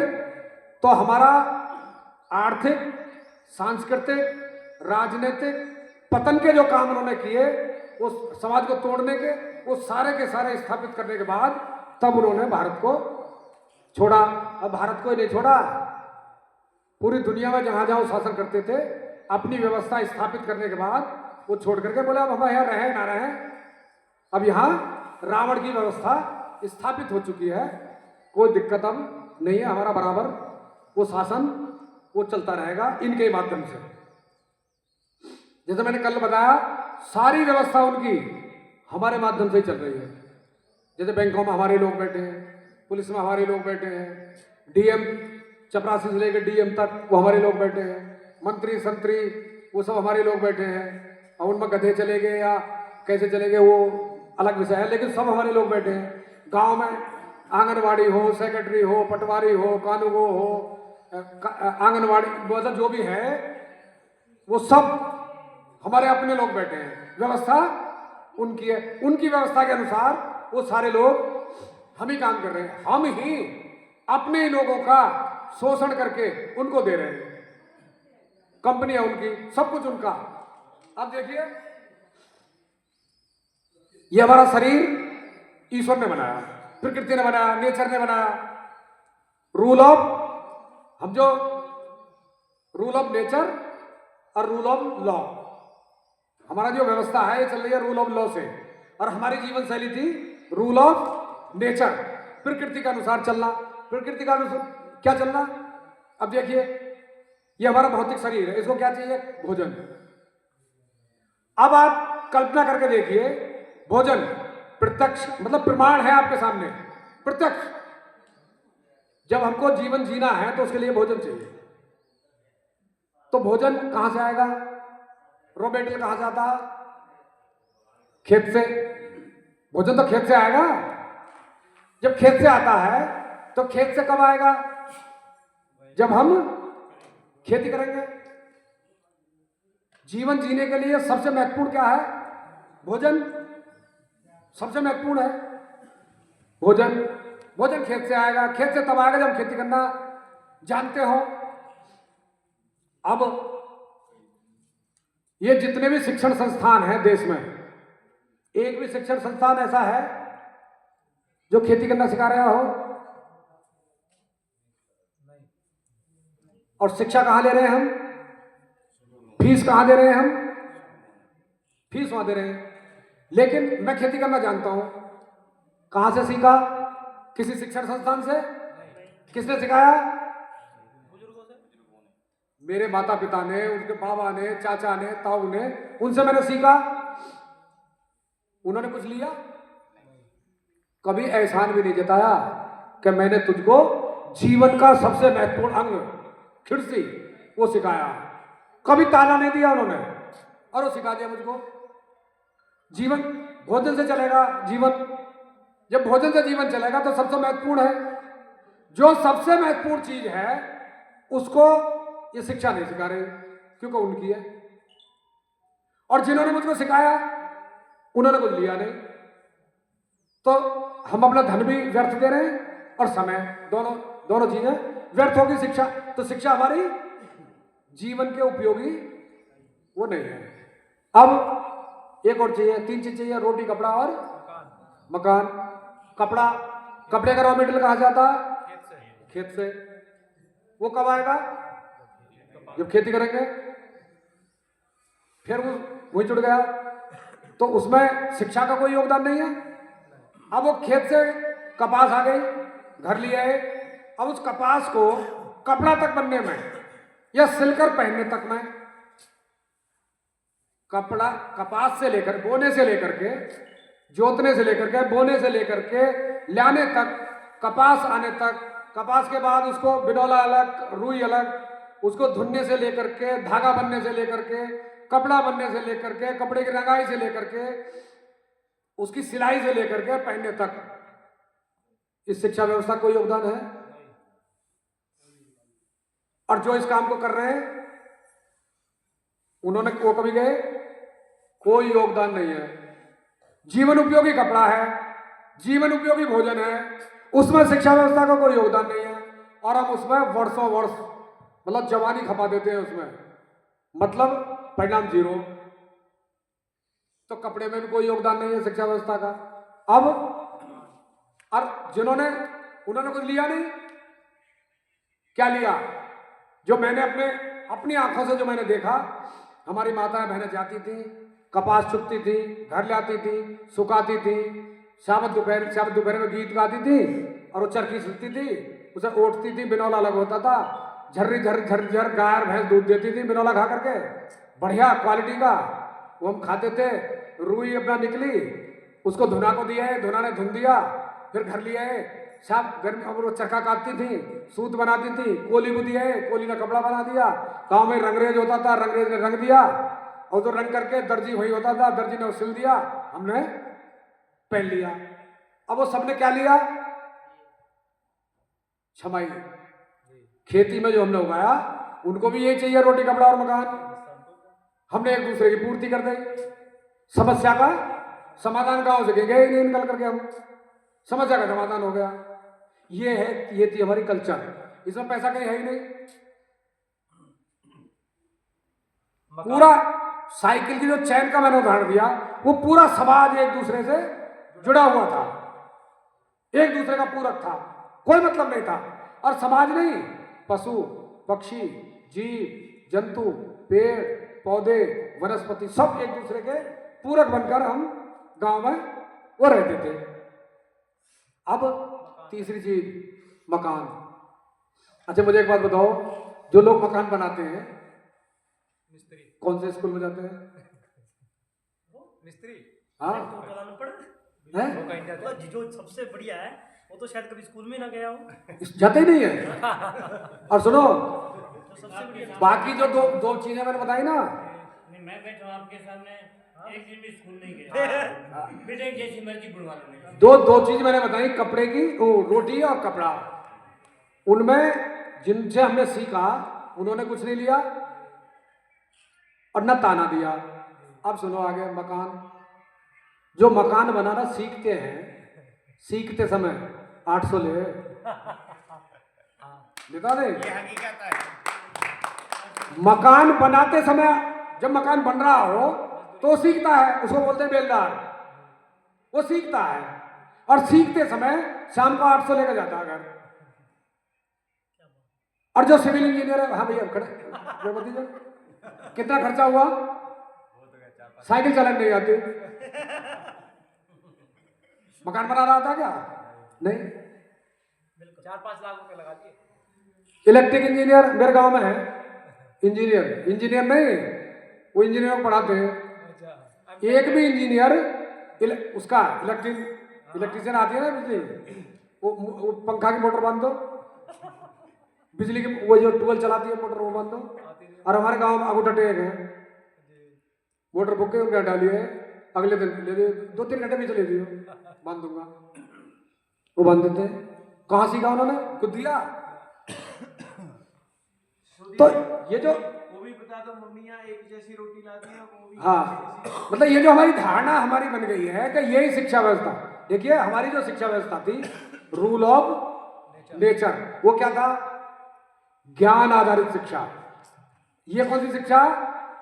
ये डिग्री आधारित शिक्षा है। आप पे डिग्री है तो आप शिक्षित माने जाओगे, और मुझ में कोई डिग्री नहीं है, मैं क्या हो गया? गंवार, अनपढ़। ये हमारी यहाँ की ये थिंकिंग है, मानसिक रोगी होने का। फिर इन शिक्षण संस्थानों क्या करें हम? जब ये जीवन उपयोग में कुछ भी नहीं बता रहे, अब बता भी रहे तो सब गलत बता रहे हैं। भारत की खोज वास्को डी गामा ने, मूर्खता भरी बात, और हमको समझ में नहीं आता। तो जब कहीं पूरी 3 रोटी, कपड़ा और मकान, तीनों को ग्रहण करने के लिए कहीं शिक्षा व्यवस्था का कोई योगदान नहीं है। अब दूसरी, चिकित्सा। क्या मतलब है चिकित्सा का? जो हमको हमारा धन जो हमने पूरे जीवन कमाया उसको भी ले लेती है, और जिससे धन कमाया उन संसाधनों को भी ले लेती है, और फिर हमको उसमें कपड़े में लपेट करके पिन्नी में वो बेच देती है। हमारे गार्जियनों को, लो अब आई एम सॉरी कि आप हम समय वो नहीं सफल हो सके। ये चिकित्सा व्यवस्था दे रही है हम। और शिक्षा व्यवस्था क्या थी हमारी? चिकित्सा व्यवस्था हमारी क्या थी? बीमारी नहीं होना। सीजन में बाई चांस चिकित्सा हमारे काय की होती थी? चोट लग गई, खेती कर रहे हैं, बैल के कुछ लग गई, या हमारे काम करते में दराती लग गई, पलकटी लग गई, गन्ना काटते में, ये इनके इलाज होते थे। बाकी क्या सीजनल रोग होते थे जो जरूरी हैं, जैसे 2 बार बड़े व्यक्ति को नजला जुकाम होना जरूरी है, वो हो गया, काढ़ा पियो, ये पियो, वो पियो, ये होती थी। कोई मतलब नहीं चिकित्सा में 1 रुपया खर्च होने का, रुपया कहीं था ही नहीं, रुपये का कोई मैटर नहीं, कोई मतलब नहीं। अब क्या हो रहा है? खर्चे, नंबर 1 शिक्षा खर्चा, नंबर 2 चिकित्सा, नंबर 3 बैंक की इंस्टॉलमेंट, और चौथे में वकील छोड़ो, वो भी हम चलो छोड़ो। चौथा कंपनी, जो कुछ बचता हो सारा कंपनी वो ले लेते। सुबह ही उठ करके हम सबसे पहले कहाँ जाते हैं? टॉयलेट। में हमारा क्या है? सब कंपनी का सीट लग रही है कंपनी की, लाइट लग रही है कंपनी की, वायर लग रही है कंपनी की, ऑर्डर लग रहा है कंपनी का, मक्का रखा कंपनी का, बाल्टी रखी है कंपनी की, टोटी लग रही है कंपनी की, पाइप लग रहा है कंपनी का, ईंटें लग रही हैं वो बाहर से आई है, सब सीमेंट लग रहा है वो कंपनी का, सब कुछ कंपनी का। मेरे गांव का क्या हाल है? मेरा गांव जी मेरा गांव मेरा देश, मेरा गांव मेरा कुछ नहीं, मेरा देश में मेरा कुछ नहीं, मेरा गांव मेरा देश। बहुत बढ़िया। नियम हमारे नहीं, कानून हमारे नहीं, शिक्षा हमारी नहीं, चिकित्सा हमारी नहीं, कुछ नहीं। अब मेरा देश है, वो देश नहीं है, वो देश की डेड बॉडी, उसको कंधे पर लिए हम घूम रहे हैं, बड़े बड़े नारे लगा रहे हैं। भारत ने विश्व गुरु, भारत विश्व गुरु रहा। तेरा क्या योगदान है? जिन महापुरुषों के कारण रहा, वो महापुरुष उनके कारण थे वो। तू खाम का डीग मार रहा है अपनी। भारत विश्व गुरु रहा, तू क्या है? तू बता, तेरा योगदान क्या है उसमें? ये हमको वास्तविकता को समझना पड़ेगा। भारत क्या है उसको समझना पड़ेगा और इससे बाहर निकलना पड़ेगा। लोग क्या कहेंगे, लोग क्या कहेंगे, इससे बाहर निकलना पड़ेगा, प्रैक्टिकल में आना पड़ेगा और सिद्धांत को थोड़ा अपनाना पड़ेगा। कोई आ गया हमारे यहाँ मेहमान, जैसे मेरे यहाँ आते रहते हैं, मेरे एक समधी है, बीच वाली बेटी भी आई है, वो थोड़ा कभी कभी, लेकिन मैं कभी मेरे यहाँ आते हैं, मेरी बेटी में मेरे समधी है, तो मैं कभी उनकी ये भी नहीं पूछता बीड़ी पीते हो क्या, सिगरेट पीते हो क्या, नहीं पूछता। क्योंकि मेहमान क्या होगा? देवता होता। तो मेहमान को हम क्या, मेहमान को स्वास्थ्यवर्धक चीजें हम दें, उसको रहें, केवल उसको भाई जो उसको जरूरी चीजें हैं, जो आवश्यक है वो हम करें, ना कि इच्छा की पूर्ति करना। अब किसी की भी, बच्चे की भी अगर इच्छा की पूर्ति आप करने लगे, बिगड़ जाएगा, वो कर ही नहीं पाएगा। अब एक तो बार कही उसने, एक दिन उसका हमारा छोटा भाई है, वो हमारे समझी को, और छोटे भाई पे लड़की नहीं है, तो जौन सी लड़की उनका ब्याही है, तो उससे ज्यादा उसका लगाव है चाचा भतीजे का काफी लगाव है। तो ले गया उनके समधी साहब को, जब समधी साहब को ले गया, अब वो भी पी ले भाई हमारा, तो उसने जब ले गया तो भोजन वोजन बढ़िया उसकी आवभगत करी और 2 पैक वो दे दिए, 2 पैक ले गए करे। अब वो जब भोजन कर रहे तो हमारे समझी क्या कह रहे, तो हमारे भतीजे ने बताया, ताऊ जी ऐसे तो क्या हुआ, नहीं करे, अरे और क्या होता है, यही तो होता है। न भोजन करते में उन्होंने ये बात 10 बार कही, यही तो होता है, और क्या होता है। अब नेताजी है, आए भी ऐसे गए भी ऐसे, यही तो होता है, और क्या होता है।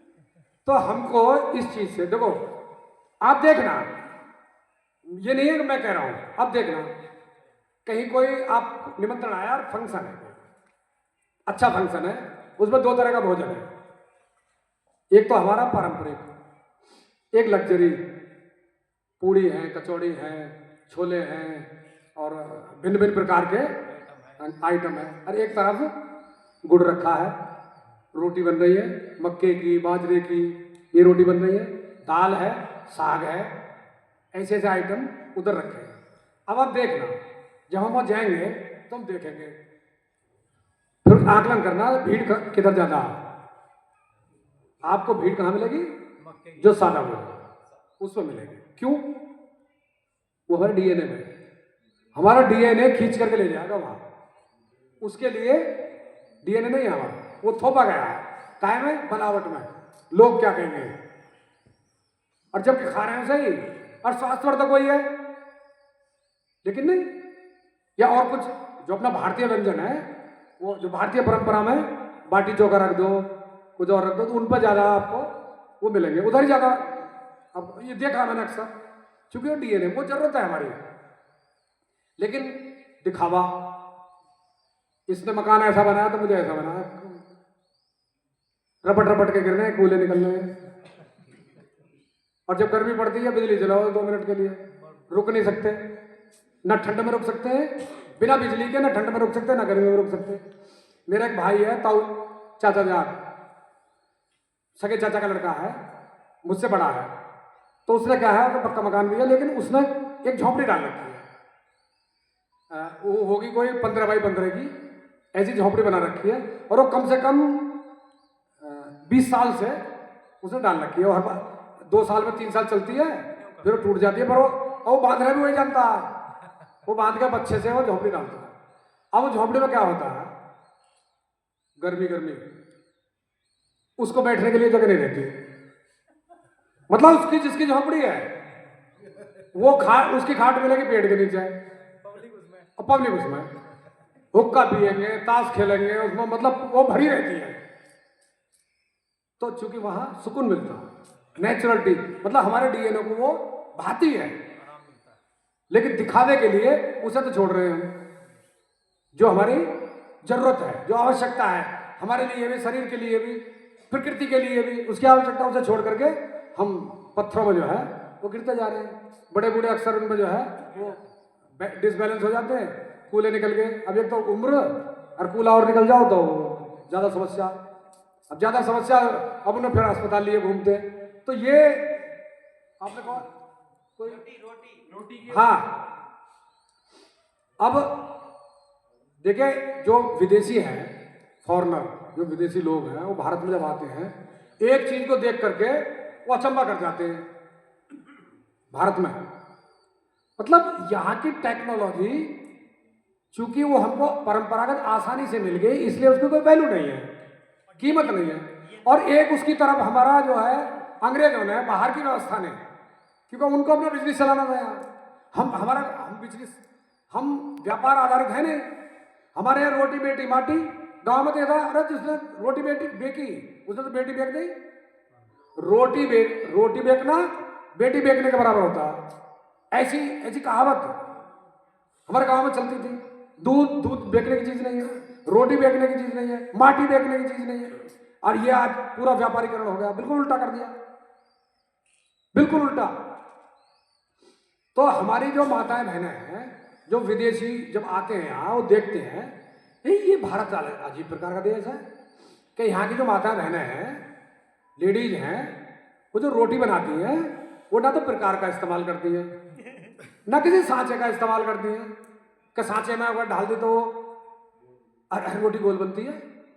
ये कैसे बताता है? ये रोटी गोल कैसे बन जाती है हाथ से?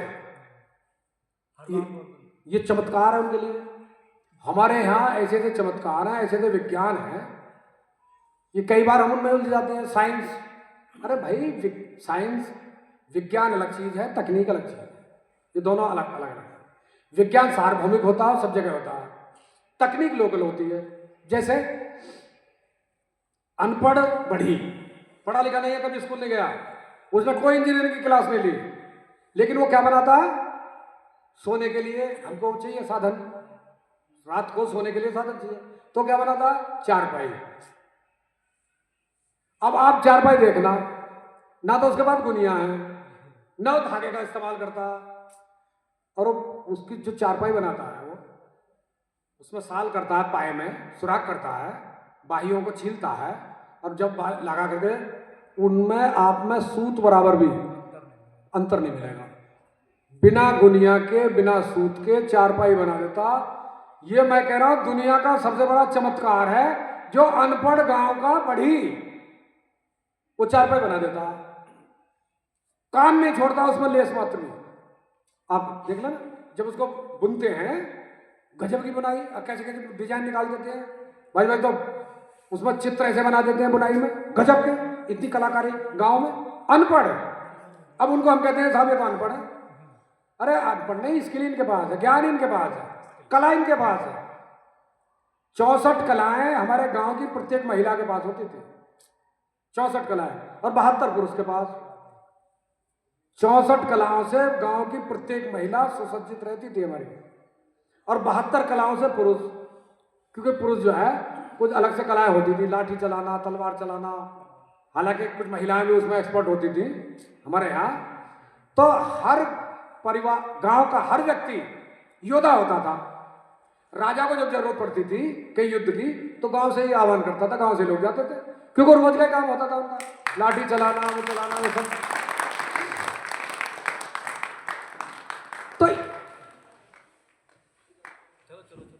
तो इतनी गजब व्यवस्था जिस भारत की परंपराओं में हो, और आज वो भारत आश्रित हो गया हो। अब जरा कल्पना करके देखना, मैं थोड़ा एक जरा सी पिक्चर आपको दिखाता हूं। जैसे अभी मैंने बात की रोटी कपड़ा और मकान। मकान की, ये 3 हमारी मूलभूत आवश्यकताएं हैं। और इन मूलभूत आवश्यकताओं में ना वर्तमान शिक्षा व्यवस्था की जरूरत है कहीं, और ना ही चिकित्सा व्यवस्था की आवश्यकता है, ना कहीं इंजीनियरिंग कॉलेज की आवश्यकता है, कोई आवश्यकता नहीं है तीनों ही चीजों में। जब इन तीनों चीजों में इनकी आवश्यकता नहीं है, अब वर्तमान स्थिति देखो, विज्ञान और तकनीक। देखो, हम खेती अगर हमको करना है, हम करें, अमेरिका का व्यक्ति करे, चीन का करे, जापान का करे, दुनिया के किसी भी देश का व्यक्ति करे, अगर उसको खेती करनी है तो खेत की जुताई करनी पड़ेगी। ये विज्ञान है, तकनीक नहीं है। तो विज्ञान होता है सार्वभौमिक और तकनीक होती है लोकल। हमारे यहां जुताई तो हमें करनी पड़ेगी, तो हमारे लोकल जो संसाधन है उसको अगर हम अपनाएं तो उसको कहते हैं स्वावलंबन। किसी के ऊपर आश्रित हुए बिना और हमारे काम हो, उसको स्वावलंबन कहते हैं। आत्मनिर्भर, तो वो क्या है, हमारे खेती करने के लिए क्या थे, ऊंट, बैल, ये हमारे यहां साधन थे। लकड़ी है हमारे यहां गजब, हल बनाओ, बैल जोड़ो, उसमें हल में जोत है, जुआ है, नरसैल है, और उनमें खेतों में जो है सन होता है, उससे रस्सी, पगहा, जेवड़ा, नाच, ये सब बनते हैं, और ये सब बना करके रखना, हल चालू। डीजल चाहिए क्या, पेट्रोल चाहिए क्या, क्या चीज चाहिए, लोहा हमारे खूब है, कुछ बनती है उससे, हल बन गया, अपने जोत रहे हैं, तो वो हो गया स्वावलंबन। अब हमने जोतने के लिए तकनीक कहां से लिया है, हम बाहर से, उसको कहते हैं जीवन को सरल बनाने के लिए। जीवन सरल हो गया, भैया कैसे हो गया सरल, समय कम लगता है, कैसे लगता है समय कम, संभव ही नहीं है, समय कम हो ही नहीं सकता। अब हम ट्रैक्टर लिए, ट्रैक्टर कैसे चलेगा, किसी गांव के पास है डीजल पेट्रोल, किसी गांव के पास, अब आप आश्रित हो गए कंपनी के ऊपर, डीजल पेट्रोल की जो कंपनी है वहां से लाओगे तब ट्रैक्टर चलेगा। अब हम कह रहे हैं हमारा ट्रैक्टर से काम जल्दी हो जाता, जल्दी नहीं होता। वो जो ट्रैक्टर बना है ऐसे ही बन गया, वो उसमें कितने लोग लगे होंगे, कितनी ऊर्जा लगी होगी, कितना समय लगा होगा, और जिससे वो ट्रैक्टर चलेगा वो डीजल चलेगा। डीजल को निकालने में कितना समय लगा, मशीन भी लगी, क्या क्या लगा, रिफाइनरी पूरी थिएटर खड़ा करना पड़ा, तब वो डीजल वैसे ही आ गया हो। अरे भाई, जितना काम अब तुम बचा रहे हो समय और वो, उतना तो खर्च करके तब आए हो, उस पैसा कमाने में भी समय लगा है, वो लगा ना। अब मैं खेत में गया, मैंने चारा काटा पशुओं के लिए, पशुओं के लिए जब चारा काटा तो मैं दराती जब लेके गया चारा काटने के लिए, तो एक आदमी एक कंधे पे वो कसरा भी ले गया, फावड़ा जिसको कहते हैं, और वो ले गया। मैंने 2 गड्डी नार काटा, काट कर मेंढ पे रख दिया, फावला उठाया, जितने में से मैंने काटा वो खोद दिया मैंने हाथ के हाथ, तो जुत गया खेत, फावले से जुत गया। अब इसमें तकनीक हमारी होगी ना लोकल।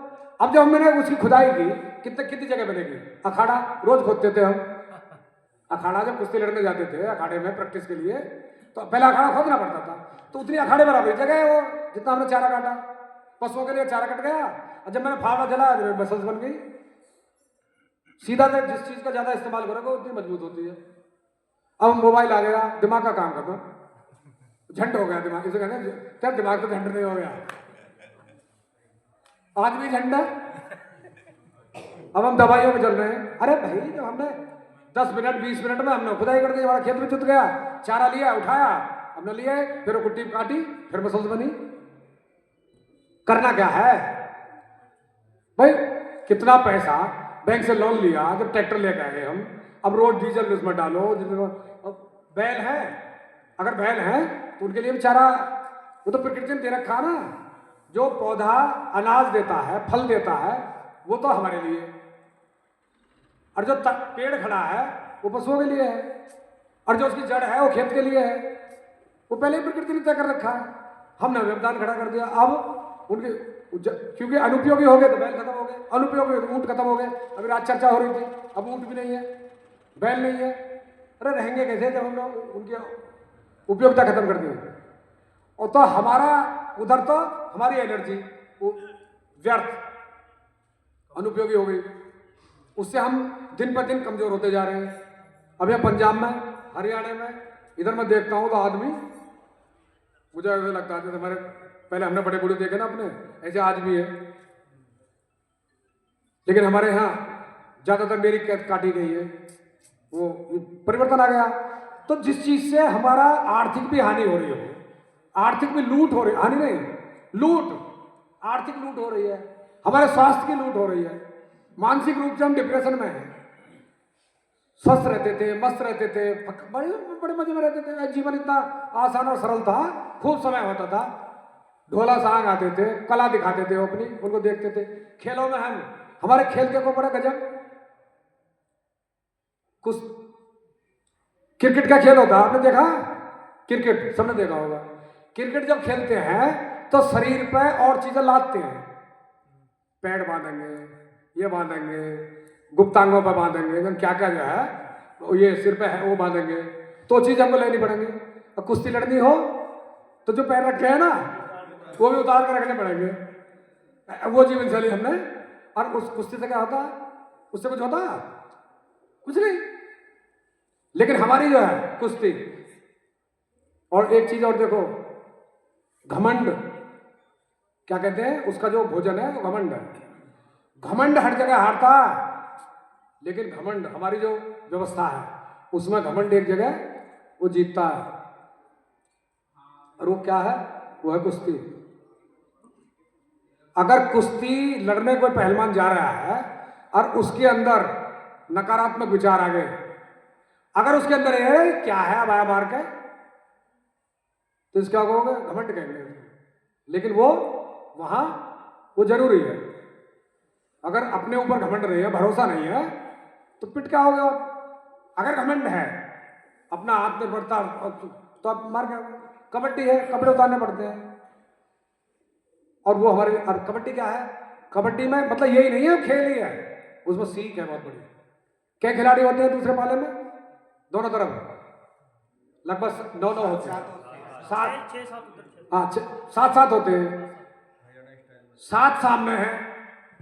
कबड्डी देने क्या जा रहे हैं? एक। कॉन्फिडेंस देखो उसका, मतलब कबड्डी जो है वो कॉन्फिडेंस देती है कि 7 जा रहे हैं, 7 है सामने, अकेला है अगला, अकेला चुनौती देने जा रहा है उनके पाले में कि मार के जाऊंगा। ये भारत की, ये कल्चर भारत का बड़ी के आगे। गिल्ली एरो बनवा ले, अपने खेलने, मतलब इतने खो खो खेल है हमारा, ये सब हमारे खेल है। तो इतनी गजब की हमारे यहाँ व्यवस्था है, लेकिन उसके प्रति हमको नकारात्मक कर दिया गया है। और हमारे बड़े बड़े पढ़ ले नहीं तो डलेट होगा, पढ़ ले नहीं तो डलेट होगा। अरे डलेट हो रहा तू रवा रहा है इसको डलेट। अरे रोटी कपड़ा और मकान तो यहाँ से मिलेगा। ये व्यवस्था मतलब सारे हमारे यहाँ क्या था, जो सबसे बुद्धिमान व्यक्ति होता था घर में, अगर संतान 4 हैं 5 हैं, मेरे पिता 6 भाई थे, तो जो सबसे बुद्धिमान होता था, सबसे विवेकशील होता था, उसको खेती के लिए रखते थे, भाई ये खेती ये करेगा। और बाकी उनसे क्या कहते हैं, माँ बाप या बाबा, सीख ले कुछ सीख ले, नहीं सारा किसी के यहाँ गुलामी करेगा जाकर, मतलब नौकरी करेगा किसी के यहाँ जाकर, नौकर पौकर ही बनेगा। ये भारत में थी। उत्तम खेती मध्यम बांध, करे चाकरी भीख समान, ये कहावत भारत में। और आज वो भारत का क्या हाल हो गया?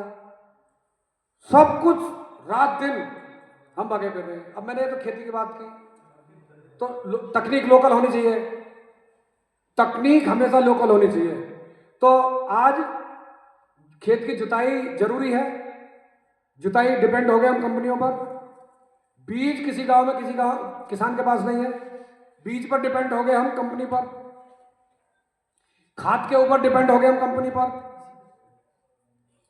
खाद भी सारी चीज जो है वो कंपनी के ऊपर हम डिपेंड हो गए। अब आगे चलते हैं, पानी का आज ये हाल है, एक तो नीचे चला गया, दूसरा, जैसे जनता सरकार मोर्चे का हमारा जो वो है कि जल, जंगल, जमीन और जानवर, इस पर निर्णय लेगा गांव का व्यक्ति। क्योंकि क्यों? अगर ये चार चीज किसी के पास है अपनी, रोटी नहीं है, जल, जंगल, जमीन और जानवर, अगर ये अपने पास है तो दुनिया की कोई ताकत उसको गुलाम नहीं बना सकती।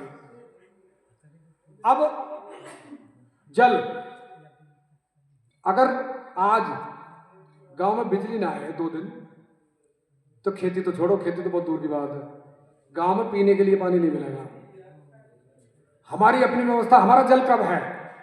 जब हमारा अपना कुआं हो और अपना तालाब हो। तालाब खत्म है, क्योंकि घर में हमको घर में शौचालय बना दिया निःशुल्क सरकार ने।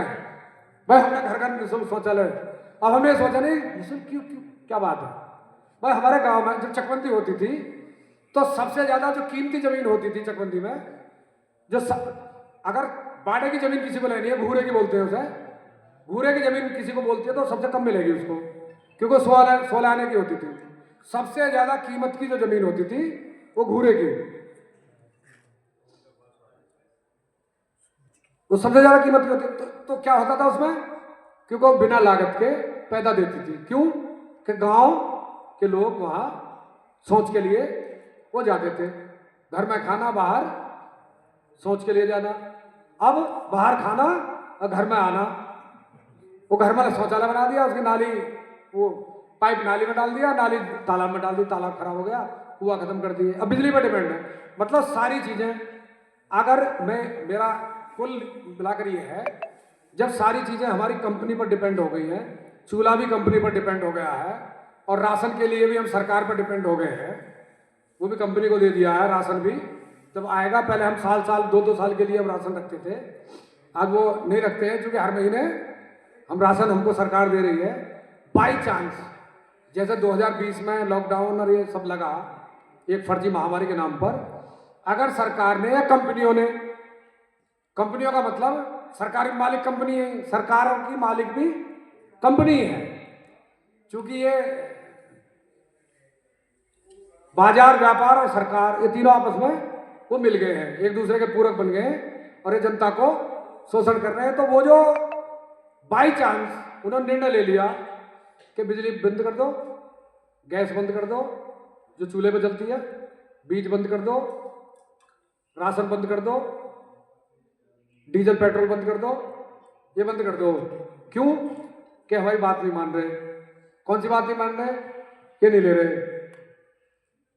जो टैक्स टॉनिक दिए जा रहे हैं वो लेने से मना कर रहे हैं। इसलिए जो मना करे उसका आधार ब्लॉक, आधार ब्लॉक होता है, सब चीज हमारे आधार से जुड़ी हुई है, सारी सेवाएं वो बंद हो गई, सारी सेवाएं बंद। तो जीवन कैसा होगा अगर ये सारी सेवाएं बंद हो जाएं, और वो भी गांव की। तो गांव जो आत्मनिर्भर थे वो हम परावलंबी और दूसरों पर डिपेंड पूरी तरह हम हो चुके हैं। तो इससे हमको बाहर निकलना है, और वो बाहर निकलेंगे हम स्वयं के प्रयास से। जो हमने अपना दायरा बना रखा है, अपना ही दायरा बना करके, अपना ही कवच बना करके, और कवच में अपने को बंद कर लिया है, उसको स्वयं के प्रयास से तोड़ करके और अपने को विस्तृत वो करना पड़ेगा। और अंत में जनता सरकार मोर्चा जो काम कर रहा है, हमको हमारा कर्तव्य निभाने के लिए, हमको कुछ बनाने और हमारा दुरुपयोग से रोकने, हमारा उपयोग और सदुपयोग करने के लिए जो हमको बना रहा है। अक्सर मैं हर मीटिंग में जहाँ अवसर मिलता है तो मैं कहानी जरूर सुनाता हूँ। उस कहानी को सुना करके, क्योंकि अब मैं डॉक्टर साहब आ चुके हैं, कल से आप बहुत लोगों को जवाब देते हम भी डॉक्टर साहब आ गए, तो मैं ज़्यादा देर उसमें आपके बीच में, आपके डॉक्टर साहब के बीच में नहीं रहना चाहता। तो एक कहानी बहुत छोटी सी वो मैं सुनाता हूँ और मैं अपना स्थान लूँगा। एक नदी के किनारे एक पेड़ खड़ा था, और उस पेड़ पर एक बंदर और एक बंदरिया वो बैठे थे। बंदर और बंदरिया बैठे थे, पेड़ पर, वहां आकाशवाणी होती है। अचानक आकाशवाणी क्या होती है? आकाशवाणी होती है उस बंदर और बंदरिया के लिए कि ये वो क्षण है कि अगर आप इस क्षण इस नदी में कूद जाओ जो बह रही है, तो इसमें से जब आप निकलोगे तो बंदर एक हष्टपुष्ट पुरुष बन के निकलेगा और जो बंदरिया है वो एक हष्टपुष्ट स्त्री बन करके वो निकलेगी। ये भविष्यवाणी होती है और इस भविष्यवाणी को होते ही बंदरिया छलांग लगा देती है नदी में। बंदर अपना वो डाली पर वो बैठा और देख रहा है, अरे ये भविष्यवाणी होती है, ये तो कूद गई। तो डाल से देखता है बड़ा व्याकुल। तो बंदरिया जब नीचे से गोता लगा करके बाहर निकलती है तो स्त्री बन जाती है, हष्टपुष्ट सुंदर स्त्री वो बन करके उसमें से वो निकलती है। जब वो देखता है कि तो स्त्री बन गई तो वो भी छलांग लगा देता है और जब पानी में से निकलता है तो बंदर ही निकलता है, क्योंकि वो क्षण उसने गंवा दिया, वो क्षण चला गया। वो फिर दोबारा पेड़ पे चढ़ता, दोबारा फिर कूदता, फिर बंदर निकलता, दोबारा फिर चढ़ता, तो 3-4 बार वो पेड़ पर चढ़कर कूदता, लेकिन वो बंदर ही निकलता है। अब उसको हो गया कि अब तू पुरुष नहीं बनेगा, तू बंदर ही रहेगा। तो उसके पास जाता है जो स्त्री बन चुकी है, उससे बोलता है कि भाई तू जो नदी में कूद गई, तैने भरोसा कैसे कर लिया इस पर भविष्यवाणी पे? मैं तो बंदर रह गया। तो स्त्री बड़ा बलाल था उसको कि तेरे भरोसा कैसे कर लिया, किस भरोसे में तू कूदी? वो बोली स्त्री, अरे मूर्ख, हम तो इसमें रोज कूदते हैं, भाई हमारा रोज कूदने का काम है, इसमें भरोसा करने की क्या बात थी? अगर ये भविष्यवाणी झूठी होती तो मैं बंदरिया थी। अगर मैंने सोचा कि अगर ये भविष्यवाणी सही होगी तो मैं स्त्री बन जाऊंगी और झूठी होगी तो बंदरिया तो मैं रहूंगी। इसमें क्या है, ये तो रोज का काम है हमारा। लेकिन वो चुक गया उस क्षण को। तो आज जनता सरकार मोर्चा के कार्यकर्ता जनता सरकार मोर्चा की भविष्यवाणी को लेकर के पूरे देश में वो घूम रहे हैं। और एक गारंटी मैं आपको देता हूं, जनता सरकार मोर्चे के माध्यम से, जनता सरकार मोर्चे से जुड़ करके और जनता सरकार मोर्चे का काम करते हुए या तो हम स्वयं अनुशासित होते हुए मनुष्य बन जाएंगे, मतलब देश के, राष्ट्र के, समाज के उपयोगी, सदुपयोगी हम बन जाएंगे। और अगर नहीं बन पाए, ये गारंटी है, जो हम हैं वो तो रहेगी, वो हम जरूर रहेंगे। तो इसके साथ आपको बहुत बहुत आभार।